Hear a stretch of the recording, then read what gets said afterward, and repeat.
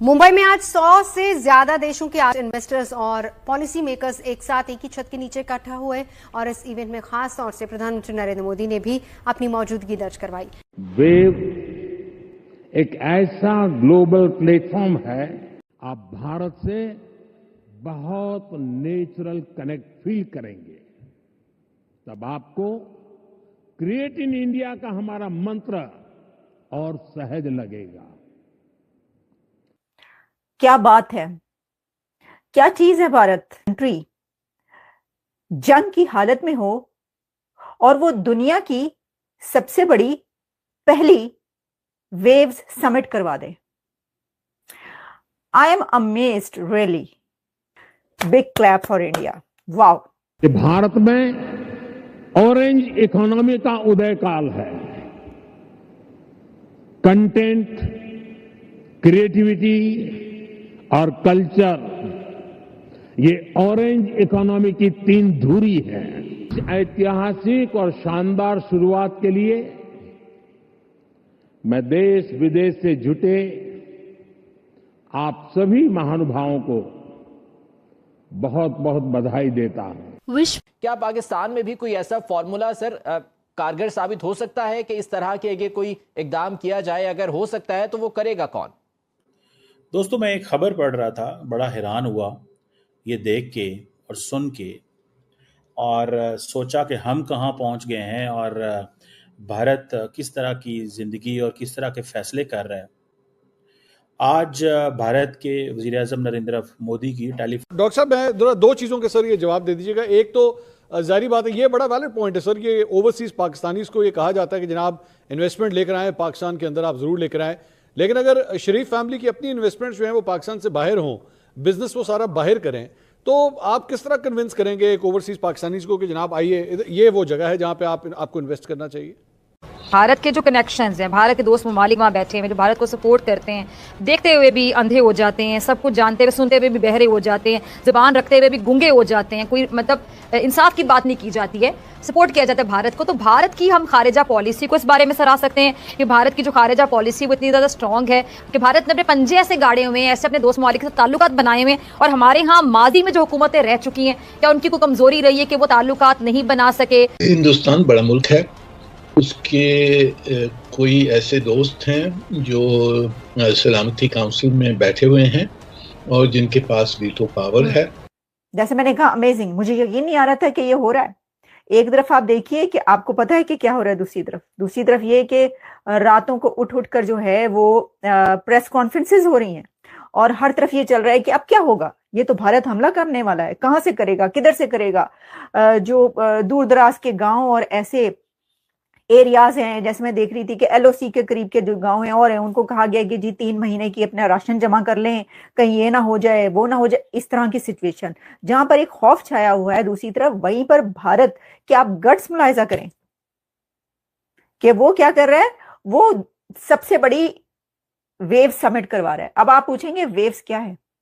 देखिए, मेरा सवाल एक ये है कि 75 से ज्यादा मुल्कों के नुमाइंदे वहां पर मौजूद हैं, उनको नहीं फिक्र कि ये होने वाला है, जंग होने वाली है, उनको इंडिया पहुंचते कोई फिक्र नहीं है, वो जानते हैं आप ये। और जनाब वो लगता है कि वहां पे चिल आउट हो रहा है। भाई, इंडिया तो चिल है इस वक्त, उसने वेव्स जो एंटरटेनमेंट की समिट है वो करवा दी। तो कह सकते हैं ये, लेकिन बनता नहीं है। दूसरी बात ये है कि जब खान साहब ने आखिर में जाने से थोड़ी देर पहले जब तेल के ऊपर उन्होंने सब्सिडी दी तो उसका क्या नतीजा हुआ? मुल्क बर्बाद हो गया, मुल्क बैंकरप्ट हो गया, यानी खजाना खाली कर दिया। सिर्फ अपनी सियासत को थोड़ा सा आगे बढ़ाने के लिए मुल्क का खजाना खाली करके उसे बैंकरप्सी की तरफ ले गए। हमारी तो प्रायोरिटी भी गलत है। ये तो शुक्र है कि आप कमेंट कि आप कम से कम उस इशू पे बात कर रहे हैं जो कि इस वक्त हमारी टॉप प्रायोरिटी होनी चाहिए। लेकिन लगता है कि जो हमारे कॉरिडोर ऑफ पावर है, I am referring to the government, it is the job of the government of Pakistan. हमारे जितने वर्दी इकोनॉमिक एक्सपर्ट्स हैं, मैं सबको पढ़ रहा हूँ, सुन रहा हूँ, उनके आर्टिकल सब रेड फ्लैग रेज कर रहे हैं, सब रेड फ्लैग रेज कर रहे हैं कि जनाब वी आर गोइंग डाउन, खुदारा होश के नाखुन लो।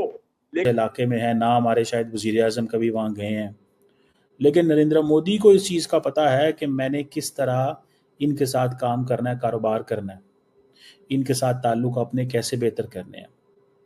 कहा जा रहा है जो India ASEAN, India Americas, India Africa, India Middle East, वो मतलब वो किन डायरेक्शन में जा रहे हैं और हम अलग-अलग। अब देखें ये जो फर्स्ट समिट थी दैट उन्होंने जी shared values, mutual prosperity, clean, क्योंकि ये सारे के सारे ये जो डेनमार्क वगैरह हैं, आइसलैंड, नॉर्वे, स्वीडन, इनको क्लीन एनर्जी से बड़ा इंटरेस्ट है, तो ये क्लीन एनर्जी टेक्नोलॉजी की बातें करते रहे, मैरीटाइम सॉल्यूशंस क्या होने चाहिए, अर्बन डेवलपमेंट, और सबसे बढ़ के इंडिया किस तरह काम कर रहा है कि इंडिया को इंटरेस्ट है अपने न्यूक्लियर सप्लायर ग्रुप से। किससे? न्यूक्लियर सप्लायर ग्रुप से। इंडिया सारा टाइम उसमें फोकस करता है कि इन मुल्कों को, and then India wants a permanent seat in the UN Security Council. India अपने आप को पिच करता है वहां पर। सिचुएशन समझने की जरूरत थी। अब देखिए ना, ये जो एरियाज इंडिया उनसे डिस्कस कर रहा है, हम तो इसके ऊपर बात भी नहीं कर सकते। अब डिजिटलाइजेशन पाकिस्तान का पर्सपेक्टिव नहीं है। हम शायद डिजिटलाइजेशन समझते हैं सिक्योरिटाइजेशन को, कि बंदा जो है वो डिजिटली कोई पेमेंट अपना पीओएस पे जाके पैसे देने को तैयार नहीं है। लोग कहते हैं हमसे 15% टैक्स ले लें कैश पे, हमसे कार्ड पे ना पैसे मांगे, बिकॉज कार्ड के जरिए हमारा पता चल जाएगा। हर बंदा चोर है, हुकूमत पकड़ नहीं सकती। अब ये जो वो सेकंड जो समिट थी वो इस चीजों के ऊपर थी। ये जो कंट्री भारत है, ये ऐसा लाजवाब मुल्क कि आप ये देखिए कि ऐसी सिचुएशन में इंडिया के अंदर वेव्स समिट हुई है, और ये वेव्स समिट इतनी लार्जेस्ट समिट कही जा रही है दुनिया की कि जिसमें 75 कंट्रीज ने हिस्सा लिया।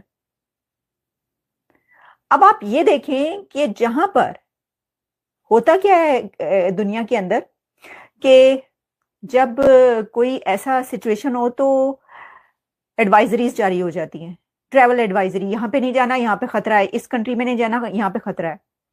भारत में जहां पर इंडिया और पाकिस्तान के बीच जंग की हालत यह है कि किसी भी वक्त जंग शुरू हो सकती है, वहां पर उनके कंट्री में, मुंबई में 75 मुल्क के नुमाइंदे मौजूद हैं। 75 कंट्रीज के रिप्रेजेंटेटिव्स ने वहां पर शिरकत की है इस वेव समिट में। Big clap for India. Wow, ये वेव्स है ऑरेंज इकोनॉमी। मोदी साहब ने इसको बड़े एक अच्छे तरीके से बयान भी किया। अभी मैं आपको सुनवाती हूँ उन्होंने क्या। ज्यादा की पेमेंट लेके आते हैं और पैसे लेके आते हैं, सो हम उनको तो इन्होंने समझा कि क्योंकि हम भी स्टार्टअप्स के ऊपर काम कर रहे हैं तो हम इंडिया के साथ मिलके इन चीज़ों पे सोचें। इंडिया को ये है कि हमारे, अब देखिए स्टार्टअप्स क्या चीज़ होती है। Startup is all about idea. Startup idea है ना, और ये चीज़ जो है वो एंड देन एंटरप्रेन्योरशिप के ऊपर फोकस करना है एंड ऑल दीज थिंग्स। सो हमें किन चीज़ों पे फोकस करना चाहिए और हम क्या कर रहे हैं और ये क्या कर रहे हैं।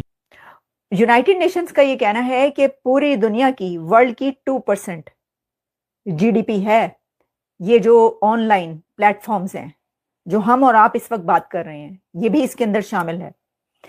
गेमिंग से लेकर मीडिया, सोशल मीडिया, हर तरह का मीडिया जो है वो ऑरेंज इकोनॉमी में आता है। इंडिया की जो है वो 2.5% जीडीपी कहा जाता है कि ये है 2 और 2.5%। और अब ये जो करवाई गई, ये कह रहे हैं कि